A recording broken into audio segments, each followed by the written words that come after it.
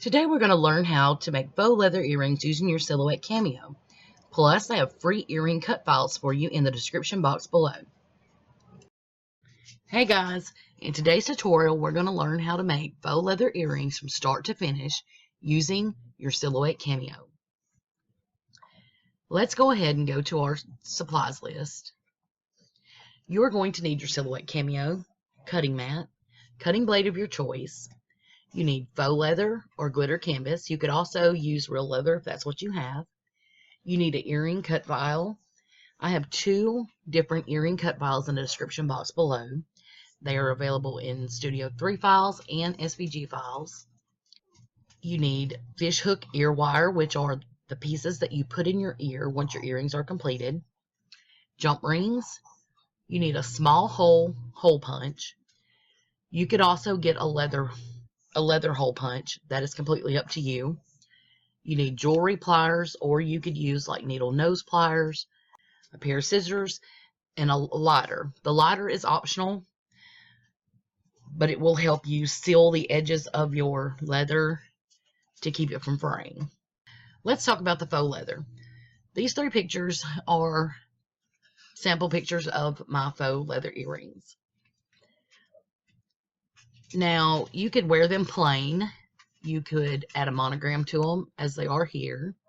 The faux leather that I used on these earrings are from Hobby Lobby. It is in the ribbon section. It is Ribbon Boutique faux leather ribbon. And this picture down below shows you what it looks like. You'll find it in rolls, usually on the bottom shelf at Hobby Lobby. Regular price is $4.99. If you can catch the ribbon on 50% off, which is usually every other week or so, you'll get it for about $2.49 a roll. And it comes in several colors. These are the colors that they do offer, and it kind of gives you a sort of a variety that you can choose from. All of these designs here are in one of the earring files that I have for you to download as well. But anyhow, your options are endless. You can add monograms, you cannot add monograms, you can stack them. You can do so much with these earrings. Okay, so a lot of the questions that have been asked about the earrings are the back of the earrings. Now, on the faux leather earrings, the back of the leather is it almost kind of feels like felt in a way. I don't think the back of the faux leather looks awful at all. That is my personal opinion, so I don't do anything to the back of them at all. I believe that they look fine. If they were to turn around while wearing them, I don't see anything wrong with them at all. I actually think it, kind of gives it character. I do know that some people have been putting HTV on the back of them, some 651 on the back of them. That's going to be totally up to you. That is preference. There's no right or wrong answer to that. Just once you cut your earrings, look and see what you feel that you want, or maybe what your customers might want. You really don't want them to be too heavy. Another question was the holes. Once the holes are punched and you put your hardware in, that they're ripping through. I've not had that problem. I know a lot of people just put the ear wire, which is the fish hook, and it has a little small split ring on the bottom, is what it looks like. And then you open it and just stick it through and not use a split ring. I don't do that. I add the split ring and then put the ear wire on, and it kind of gives it a little bit of stabilization. I've not had any pairs rip through, and they've all been pretty stable, so I'm not sure if maybe other people are putting the holes too close to the edge of it and it's just ripping through. I'm not sure. Haven't had that issue, so I can't really help with what would stop that from happening. So anyhow, these are the faux leather earrings that I have made, or some of them that I've made. People are also using is the glitter canvas. The glitter canvas is thick, however, it is not super thick like the faux leather is. The glitter stays on fairly nicely. It's not like you can rub it and it just falls to pieces like if you're using glitter for a craft that you're doing.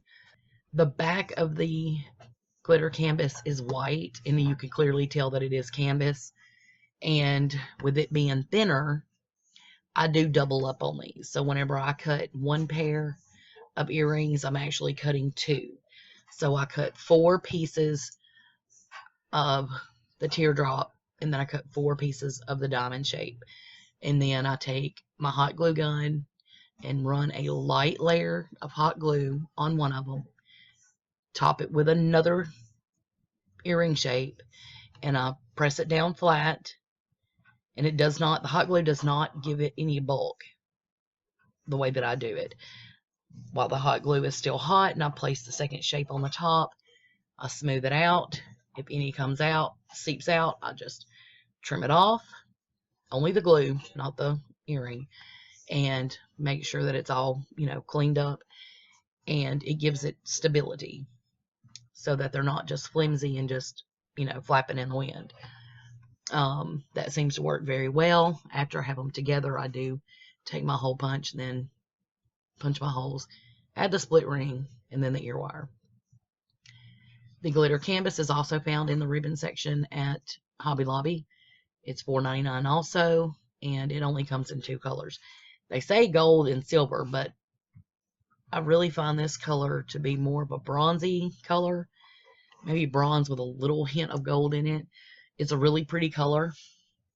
Anyhow, they're very pretty, but I would definitely, in my opinion, double up on them to give them some stability. And when you double up on them, they're not heavy at all. It's actually a really nice, stable earring piece. And once they're doubled up, you can tell they're a little bit thicker than a little bit heavier than the faux leather earrings, but it's not that big of a difference. So anyhow, all right, now the earring files that I have for you to download. I have this one, and these are just the pairs. You have 2 right here that have 2 pieces to them. You can use it or you can not use it. It doesn't matter. I just kind of paired them together, and you would click on it, right click, ungroup, and cut each piece separately.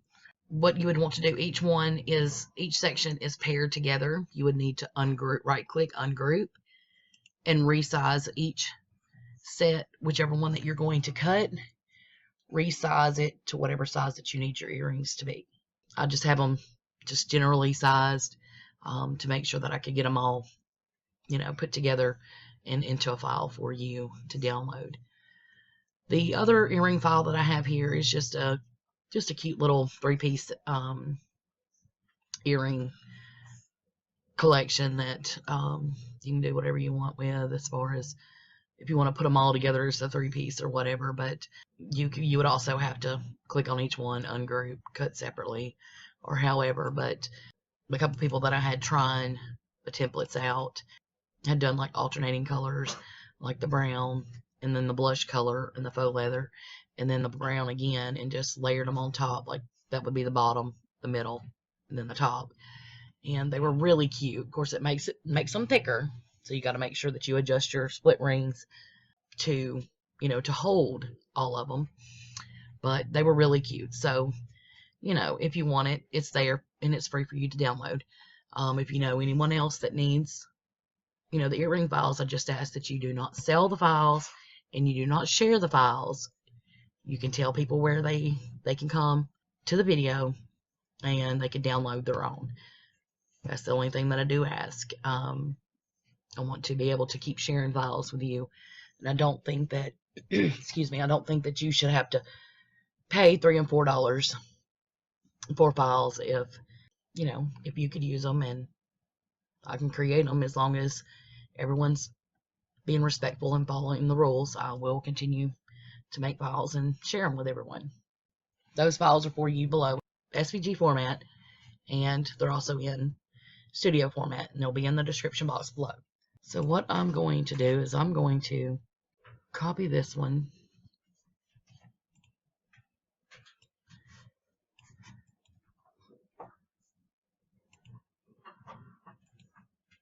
and then I'm going to duplicate it again because I'm going to cut this pair.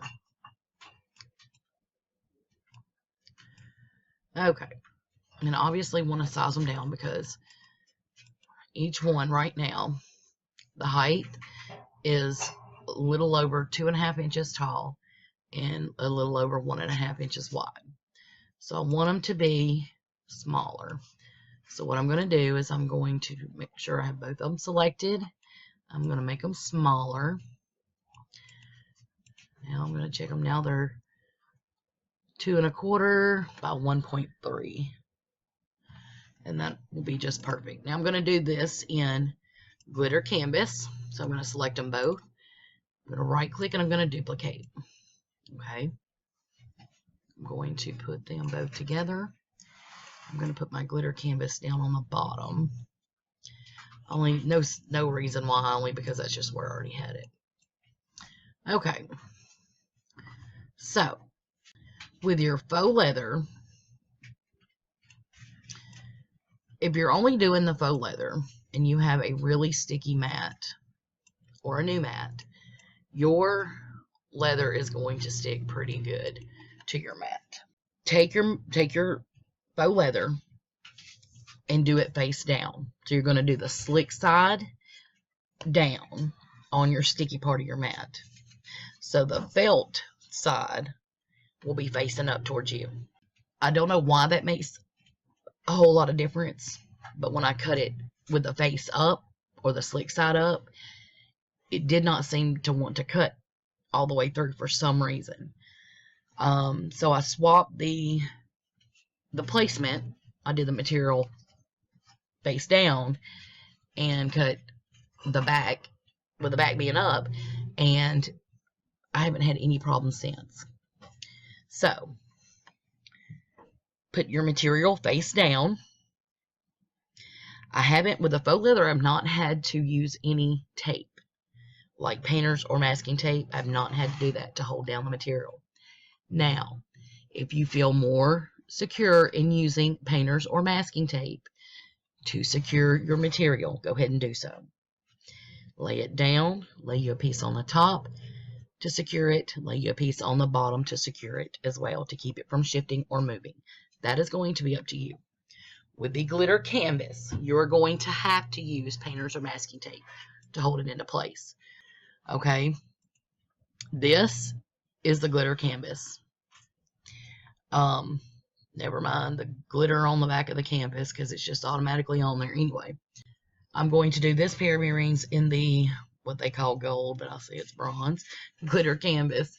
So I have this piece on my mat, on the bottom, and the glitter canvas does not stick to the mat. So I laid it down on the mat, and I used painter's tape just along the edge on the bottom, and then I used painter's tape along the edge on the top. Once you lay it down on the bottom, take your hand, make sure you push it flat, hold it down if you can. With your other hand, lay down your tape.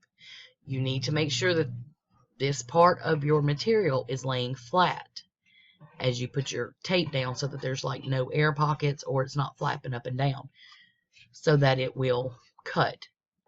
So this right here is actually the back of your glitter canvas. Or if you're using faux leather, this would have been the back of your faux leather. So this is going to keep it from shifting during your cutting process. Okay, so let's go back to our earrings. As we're doing glitter, we are making one pair, and I'm going to double up on them.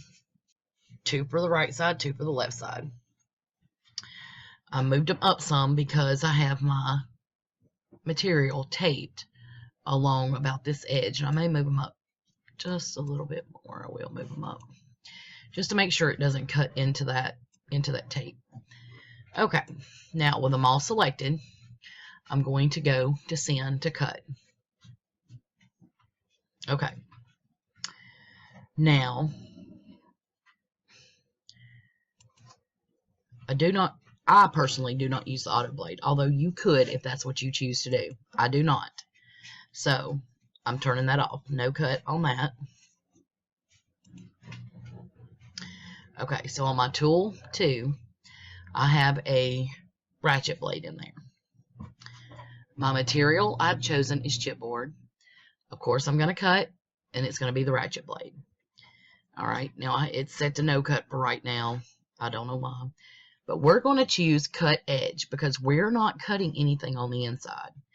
Now, if you were doing like the first pair in the faux leather earrings that I showed you that had the cutout centers, you would need to choose cut because it would cut out the center.